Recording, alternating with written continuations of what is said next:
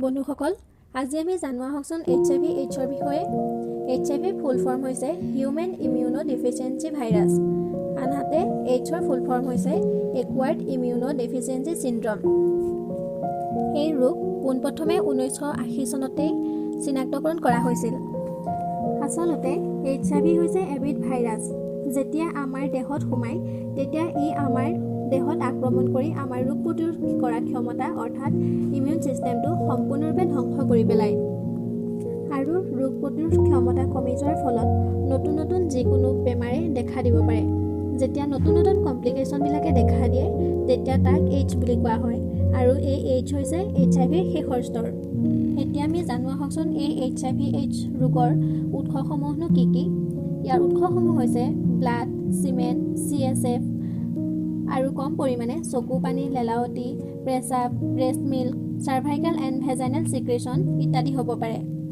অন্যহাতে এই ৰোগ কোনসকল ব্যক্তিৰ ক্ষেত্ৰত বেছিকৈ হোৱাৰ সম্ভাৱনা থকা দেখা যায় জানেনে বাৰু? সেইসকলৰ ভিতৰত হৈছে যিসকল ব্যক্তিয়ে চিৰিঞ্জেদি ড্ৰাগছ লয় আৰু প্ৰষ্টিটিউটছ, মেল হোমোছেক্সুৱেল এটচেট্ৰা। এতিয়া আমি জানোৱা হওকচোন এই ৰোগনো কিদৰে এজন ব্যক্তিৰ পৰা আন এজন ব্যক্তিলৈ বিয়পিব পাৰে। প্ৰথমতে যৌন সম্পৰ্কৰ দ্বাৰা এই ৰোগ এজনৰ পৰা আন এজনলৈ বিয়পিব পাৰে। তদুপৰি একেটা চিৰিঞ্জ বা বেজীয়েদি কেইবাজন ব্যক্তিয়ে যদি ড্ৰাগছ সেৱন কৰে তেনেহ'লে এই ৰোগ বিয়পাৰ আশংকা থাকে। তদুপৰি এগৰাকী মাতৃ যদি HIV ৰোগৰ পজিটিভ হয় তেনেহ'লে জন্মৰ সময়ত মাতৃগৰাকীৰ পৰা সন্তানটিলৈ এই ৰোগ বিয়পিব পাৰে। তদুপৰি হেল্থ কেয়াৰ ছেটিংছত নিডল প্ৰিক ইনজুৰি বা অন্য কোনো কণ্টামিনেটেড ফ্লুইডৰ জৰিয়তে এই ৰোগ বিয়পিব পাৰে। তদুপৰি ৰক্তদানৰ সময়তো এই ৰোগ এজনৰ পৰা আন এজন ব্যক্তিলৈ বিয়পাৰ সম্ভাৱনা থকা দেখা যায়। কিন্তু এইখিনিতে এটা কথা হয় যে বহুত ব্যক্তিয়ে ভাবে যে HIV পজিটিভ এজন ব্যক্তিৰ লগত কথা পাতিলে বা তেওঁৰ লগত হেণ্ডশ্বেক মিলালে তেওঁৰ পৰা আন এজন ব্যক্তিলৈ এই ৰোগ বিয়পিব পাৰে। কিন্তু এই ধাৰণা সম্পূৰ্ণৰূপে ভুল। কিয়নো HIV পজিটিভ এজন ব্যক্তিৰ লগত কথা পাতিলে বা তেওঁৰ লগত চেক মিলালে অথবা তেওঁৰ লগত কাপোৰ কানি শ্বেয়াৰ কৰিলে এই ৰোগ কেতিয়াও নিবিয়পে। মাত্ৰ এটা কথা মনত ৰাখিব যে কেৱল তেজ অথবা অন্য কোনো বডি ফ্লুইডৰ জৰিয়তেহে এই ৰোগ এজন ব্যক্তিৰ পৰা আন এজন ব্যক্তিলৈ বিয়পিব পাৰে। এতিয়া আমি জানোৱা হওকচোন এই ৰোগবিধৰ লক্ষণসমূহনো কি হ'ব পাৰে। প্ৰথমে এই ৰোগবিধ হ'লে 1 বা 2 মাহৰ পিছত সাধাৰণ জ্বৰ পানী লগাৰ দৰে বা ফ্লু লাইক ইলনেছৰ দৰে কিছুমান লক্ষণে দেখা দিব পাৰে। সেইসমূহৰ ভিতৰত হৈছে সঘনাই কোনো কাৰণ নোহোৱাকৈ জ্বৰ হৈ থকা, মূৰৰ বিষ, খজুৱতি, শৰীৰ বা গাঁঠি বা মাংসপেশীৰ বিষ, ভাগৰুৱা অনুভৱ কৰা, লিম্ফ নোডছবিলাক ফুলি উঠা, চৰ থ্ৰট ইত্যাদি হ'ব পাৰে। আৰু দিন বাঢ়ি গৈ থকাৰ লগে লগে ডায়েৰিয়া, মুখত ঘাঁ লগা যি সহজে ভাল নহয়, বমি বমি ভাৱ ইত্যাদি লক্ষণে দেখা দিব পাৰে।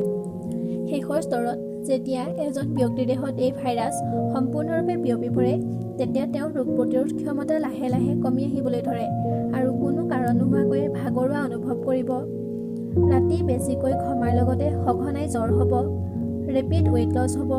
তদুপৰি ডিঙি বা গ্ৰইন এৰিয়াৰ লিম্ফ গ্লেণ্ডসমূহ বহু দিনলৈকে ফুলি থাকিব, এসপ্তাহ বা তাতোতকৈ বেছি দিন ধৰি ডায়েৰিয়া হ'ব, মেমৰি লছ হ'ব পাৰে ইত্যাদি বিভিন্ন লক্ষণসমূহ এই শেষ স্তৰত দেখা দিব পাৰে। এই HIV AIDS ধৰা পেলাবৰ বাবে বিভিন্ন ধৰণৰ পৰীক্ষা কৰা হয়। তাৰে ভিতৰত rapid HIV antibody test, ELISA test, CD4 cell count ইত্যাদি কৰা হয়। এই HIV AIDS-ৰ ট্ৰিটমেণ্ট হিচাপে এণ্টি ৰেট্ৰ'ভাইৰেল থেৰাপি প্ৰদান কৰা হয়। যদিহে কোনো এজন সুস্থ ব্যক্তি HIV পজিটিভ ব্যক্তিৰ সংস্পৰ্শত আহে তেনেহ'লে তেওঁ 72 ঘণ্টাৰ ভিতৰত এণ্টি ৰেট্ৰ'ভাইৰেল থেৰাপি লোৱাৰ প্ৰয়োজন। এতিয়া আমি জানোৱা হওকচোন এই HIV AIDS কিদৰে প্ৰিভেণ্ট কৰিব পাৰি। আমি সকলোৱে জানো যে প্ৰিভেনশ্যন ইজ বেটাৰ দেন কিয়ৰ। সেয়েহে আমি পোনপ্ৰথমে জনসাধাৰণৰ মাজত সজাগতা বৃদ্ধি কৰিব লাগিব। অন্যহাতে এজনে আন এজনৰ লগত টুথব্ৰাছ, ৰেজৰ, ব্লেড ইত্যাদিসমূহ শ্বেয়াৰ কৰিব নালাগে। তদুপৰি একেটা চিৰিঞ্জেদি ড্ৰাগছ ল'ব নালাগে। কিন্তু এই ড্ৰাগছ লোৱাটো পৰাপক্ষত বন্ধ কৰা উচিত।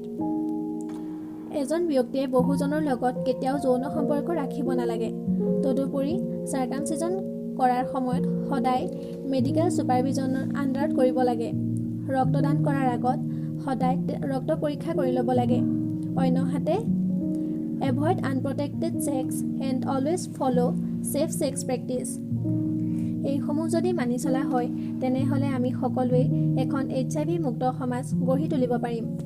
বন্ধুসকল, যদি HIV AIDS বিষয়ে জানি ভাল লাগিল তেনেহ'লে এনেধৰণৰ আৰু নতুন নতুন গুৰুত্বপূৰ্ণ তথ্য জানি যাবলৈ এই ফেচবুক পেজটো লাইক, শ্বেয়াৰ আৰু ফ'ল' কৰি দিব। আৰু যদি আপুনি ইউটিউবত চাই আছে তেন্তে ইউটিউবৰ চেনেলটো লাইক আৰু শ্বেয়াৰ কৰি দিব। লগতে ছাবস্ক্ৰাইব কৰিবলৈ কিন্তু নাপাহৰিব। ধন্যবাদ।